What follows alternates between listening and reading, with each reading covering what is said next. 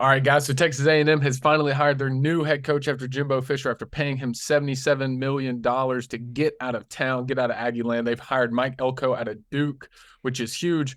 If you guys remember, I believe I wanted Texas A&M to hire him a while back with a long list of other guys, but I liked Elko out of all of them. But one of the things I'm pointing out here is Mike over Mark was the right decision. At first, 2 days ago, Mark Stoops was actually hired by Texas A&M late. I think it was like 11 p.m., 10:30, something that came in. Mark Stoops got hired away from Kentucky. Fan base went on fire, hated the decision, didn't want it. All of a sudden, it got nixed at the last second.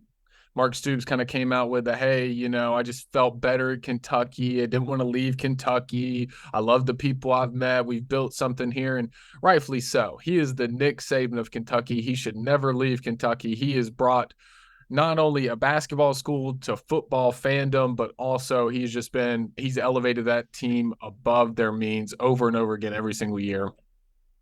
But he's been there a while. We've seen Mark Stoops in the SEC, and he's gotten some good talent over there. I'm not going to lie. He has for Kentucky.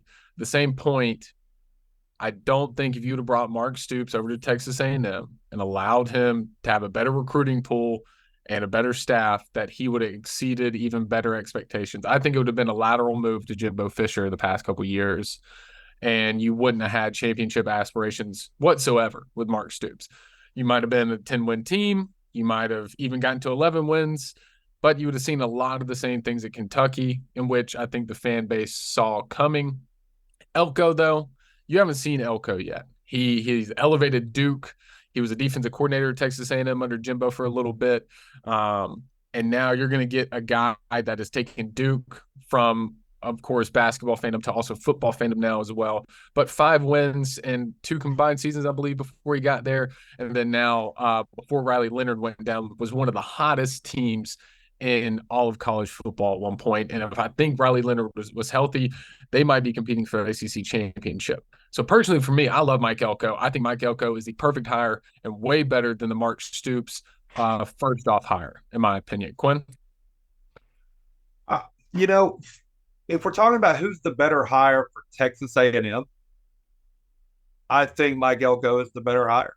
You have someone who is familiar with your institution, with your facilities, with your recruiting base.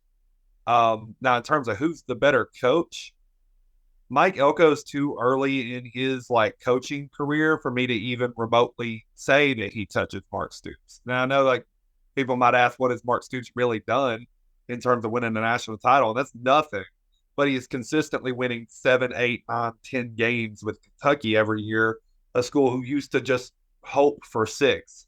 And now they're consistently bowl eligible every season. So I would say in terms of who's proven themselves as a coach more, it's no question that Mark Stoops is the more proven commodity of the two. But I do think Texas A&M made the right move in bringing in Elko. I don't disagree with that at all. Now, as far as does Elko bring you national championship aspirations? I don't think so. I think Texas A&M is doomed now that Texas and Oklahoma are coming into the SEC. I don't really think it matters who you bring in at this point. Texas A&M winning a national title is going to take a lot of the same things that it took for Auburn to get there the 2 years that they got there, which is just a lot of fortunate luck bouncing your way and the right mix of the right guys on the right year. I don't think you can ever favor Texas A&M for a national title hunt at this point. The SEC's gotten too deep. When I sit here and think about programs, and obviously, people have their own definition for what makes a championship caliber program. In my mind, Florida, Georgia, Alabama, LSU, Texas, and Oklahoma are all clearly ahead of Texas A&M in that regard. So you're already at best 7th, and you're fighting Tennessee and Auburn for that 8th spot. I think Texas A&M is number 8. Personally, I think they have a lot more financial resources than the others, but I don't think Elko gives you national title aspirations. But I will say this: I do think he is a really good fit, and that is the biggest key to pulling off the miraculous season is getting the right fit as a coach in your program. Um, I think I might disagree here. Now, would I rather have Elko over Stoops? Probably in this situation, yes, coming from what you're coming from. But if I'm Texas A&M and I'm a Texas A&M fan, I'm not wanting somebody early on in their coaching career, personally. From the dumps that they've been in, as a fan and as a brand that Texas A&M is this big, it is a big brand in the world of college football. I would rather have a more established guy in his coaching career. Now, who that is, I don't know, because I don't know who's available. That's the thing. They made this decision, I think, a little too early. They started their coaching search and they found who they wanted, which, good on them. You found who you wanted. But I honestly think getting somebody with a little bit more experience as a head coach in the world of big name, big brand college football would be better. Now, you say Jimbo Fisher had that and look what happened to him. That's correct. But not everybody's Jimbo Fisher, right? And there was one other point that I was going to make on this. Oh, Quinn, you said that Elko's a good fit for the program, right? I think where Texas A&M has been since Jimbo Fisher got there, I think it's time to start a new program. You don't find somebody that fits what's already there. They're down in the dumps so bad. You need to make your own.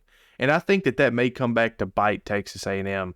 And, hey, I said whenever Florida hired Billy Napier that it was a good hire. He's a good recruiter, this and that, and it hasn't quite worked out. And that was because he did not have the experience in the higher level Power 5. Now, I know Duke is Power 5, but let's be honest, they're not higher level Power 5. So, would I be surprised if Elko turned out like a Billy Napier? No, I wouldn't. However, Texas A&M has the money. They have, personally, I think there's a bigger draw for Texas A&M than there is Florida right now, even with a brand new coach. So, it's a tough thing to think about, but I'm going to have to disagree. And I'm going to say I wish they'd have went with somebody else for that job. I'll say this. When you're talking about the ultimate goal, win a national title, let's look at coaches. I'm going to say coaches since Saban won his first title in '09. So let's start there. That have won national titles. You have Saban, Gene Chizik. So obviously Saban was a megastar, already established coach. Alabama brought him in and he did great, right? But everyone else, Gene Chizik was relatively unproven, hired out of Iowa State, I believe. So similar to Mike Elko with Duke. And then you have 2013. Jimbo Fisher was promoted up from within inside of Florida State. He was a relatively unproven commodity at coach. 2014, you had Urban Meyer. So there's another well-established. So Saban and Meyer. Then Dabo was promoted within in Clemson. He was unproven before he took that. And then Kirby Smart, as much as we all kind of figured Kirby Smart was a knock out of the park hire guy, it's not like he was like a established coaching commodity at the head coaching level before he took over at Georgia. And I left off LSU with Ed Ogeron. And that's the same thing where he had been a head coach before, but nothing like out of the park surefire thing. So as far as like that being the key to success is hiring a surefire guy, and it really hasn't been proven to be the case outside of, what Saban's done at Alabama, obviously. Yeah. Well, and I'll say this. I think my favorite part about Elko and why I like it over the Stoops decision is because we've seen Stoops kind of hit his ceiling. And so this is kind of going against your point, Freddie. I think Elko, you don't know what he can hit yet. And for him to be successful at Duke creates a more, okay, hey, like this guy, what if we gave him this recruiting pool? What if we gave him this money and see what he can do with it? And Elko is to kind of be unproven, is in the top 20 now of salaries of head coaches, which is insane in front of guys like To, Dan Lanning, Freeze. to, And well, what's up? Would you not argue that Kentucky also doesn't have the same recruiting level or pool of yeah, Texas A&M? yeah. I mean, No, to and you're say he hit exactly his right, ceiling Matt. at Kentucky is unfair to him. Like, what else can Yeah, he do? I think it's Well, unfair. no, I think that's exactly right. But what I'm saying is we've seen Mark Stoops. I forget the year he got there. I think he got there right around when Saban got to. No, he didn't. It was a few years after that. Um, Gosh, Quinn, do you know? Maybe 2010, I, 2011. I don't know exactly when he was hired on. Yeah. Well, and we've just seen him compete and what kind of coach he is inside of SEC play. He's more of a conservative coach. He's going to take kind of a. He's not going to take a lot of risks. He's gotten some good recruits for Kentucky, but at the same point, you've seen this guy in SEC play, and he was the same as Jimbo Fisher and a little better. At Kentucky. At Kentucky, It's right? like our Lane Kiffin conversation a couple weeks ago with Ole Miss, except this is even more extreme because it's Kentucky. Like I think there's only one program lower than Kentucky on the totem pole in the SEC, and that's Vanderbilt. So to be consistently winning and going to bowl games at Kentucky every year, that's that's a lot. And he's had, I know he's had at least one 10-win season. I think he's had two. Yeah, I think so. I don't know. He got hired. I just looked at it. He got hired in 2013. From 2013 to now, he's been there a decade this year, right? What have you seen from Mark Stoops that says, hey, this guy can hit another throttle? Or is it a guess with, if we get him this recruiting pool, he can maybe do better?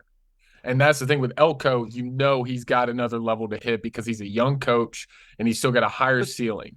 but what if he doesn't? That's like Billy Napier. You thought he Yeah. had a high ceiling. What if he doesn't? I mean, that's just with any coach. It's can he? Maybe, but nobody knows. I mean, it's like Jimbo Fisher. Like where he was at Florida State, I believe was his ultimate ceiling because he won a national championship. So he can't get any higher. He can get worse, which he did.